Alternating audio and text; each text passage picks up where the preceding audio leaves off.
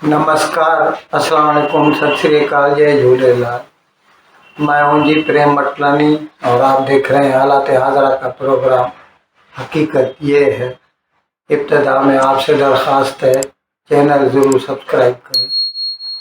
दोस्तों, मुल्कों की मईशत या इकोनॉमी, उसको समझना या मापना, उसके जो मयार होते हैं, जो क्राइटेरिया है, उसमें जैसे जीडीपी आता है, एम्प्लॉयमेंट न्यूज़ आता है, उसी तरह पीएमआई भी आता है। पीएमआई फुल फॉर्म है परचेजिंग मैनेजर्स इंडेक्स, और ये मैन्युफैक्चरिंग की अलग रहती है, सर्विसेज की अलग रहती है।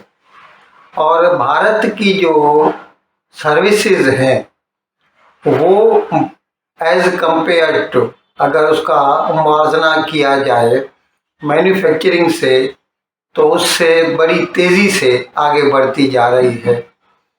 अभी standard and poor S&P America का जो अदारा है, उसके जो आंकड़े या नंबर आए हैं, आदाद शुमार आए हैं, उसके लिहाज से भारत की सर्विसेज की जो पीएमआई थी वो अगस्त में 60 नंबर था उसका, जो कि बढ़कर 61.1 हो गया है सितंबर में, यानी तकरीबन 1 नंबर साबुत बढ़ गया है। और इसकी वजह से जाहिर है सर्विसेज ज़्यादा हैं तो भारत की कमाई ज़्यादा होगी।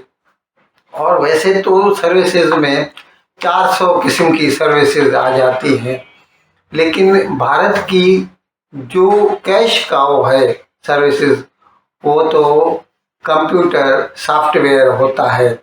और इसके जो भी खबरें आ रही हैं कि एशिया से और यूरोप से और नॉर्थ अमेरिका से, यानी उसमें अमेरिका, कनाडा वगैरह आ गया, वहाँ से जो ऑर्डर्स हैं ना, वो ज़बरदस्त आ रहे हैं।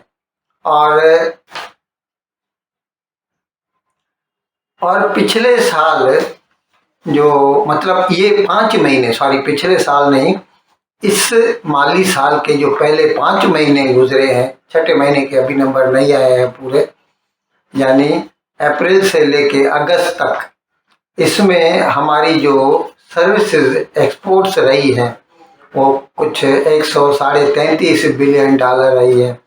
पिछले साल पूरे साल की सर्विसेज एक्सपोर्ट 350 बिलियन डॉलर थी, जो कि हमें उम्मीद है कि इस साल इंशाल्लाह 400 बिलियन डॉलर तक पहुंच जाएंगी।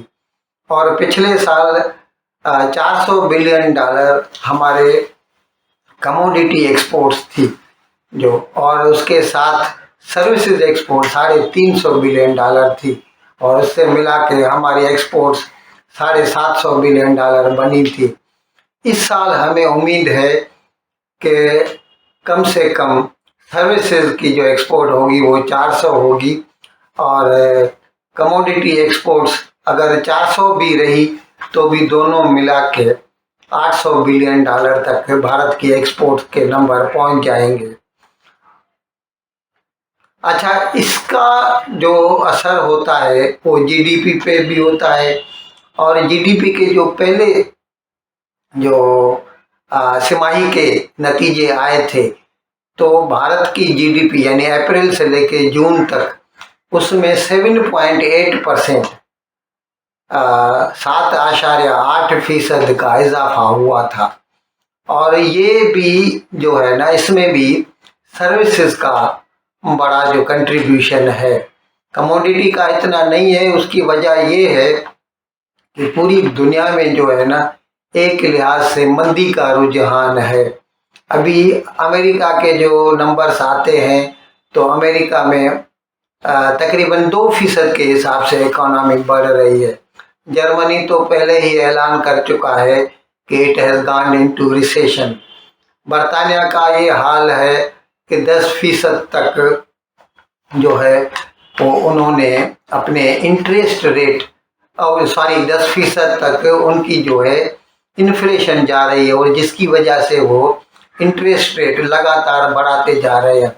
और तकरीबन 8-10 रोज केवल अमेरिका की जो फेडरल रिजर्व है, यानी जैसे हमारे यहाँ रिजर्व बैंक होता है, पाकिस्तान में स्टेट बैंक ऑफ पाकिस्तान होता है, ये जो सेंट्रल बैंक होते हैं ना, तो अमेरिका का जो फेडरल रिजर्व है उसने ये ऐलान किया था कि हम अभी इंटरेस्ट रेट तो नहीं बढ़ाएंगे, लेकिन हायर रेट ऑफ इन्फ्लेशन को देखते हुए हमें नहीं लगता कि मुस्तकबिल करीब में यानी नियर फ्यूचर में हम इंटरेस्ट रेट को कम कर सकते हैं। यहाँ तक उन्होंने कह दिया कि अगले साल के जून तक शायद ही अमेरिका जो है इंटरेस्ट रेट में कमी कर सके।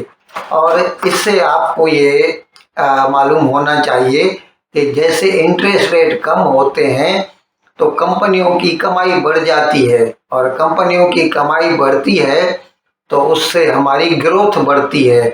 वो फिर नए नए काम लगाते हैं, नए फैक्ट्रीज लगाते हैं, नए वेंचर्स शुरू करते हैं। लेकिन इंटरेस्ट रेट जो बढ़ता है तो उसकी वजह से ग्रोथ पे एक किस्म की रुकावटें लग जाती है। तो पूरी दुनिया का जो हाल है ना, वो कुछ हौसला अफजा नहीं है। और ऐसे माहौल में अगर भारत की सर्विसेज एक्सपोर्ट्स भी बढ़ रही हैं और भारत की सर्विसेज की जो PMI है उसके आदाद व शुमार या उसके आंकड़े जो है ना वो भी हिम्मत अफजा आते हैं, तो ये हमारे लिए खुशी का मकाम है। इन अल्फाज के साथ मैं आज का प्रोग्राम ख़त्म करने की आपसे इजाज़त चाहता हूँ, लेकिन विदाई लेने से पहले एक मरतबा फिर आपसे मेरी दरख्वास्त है कि जिस किसी साहब या साहबा ने अब तक हमारे इस चैनल को सब्सक्राइब नहीं किया, ज़रा करम इसको जल्द से जल्द सब्सक्राइब करें, प्रोग्राम को लाइक करें, शेयर करें और घंटी का बटन दबाना न भूलें। बहुत बहुत शुक्रिया। खुदा हाफिज़।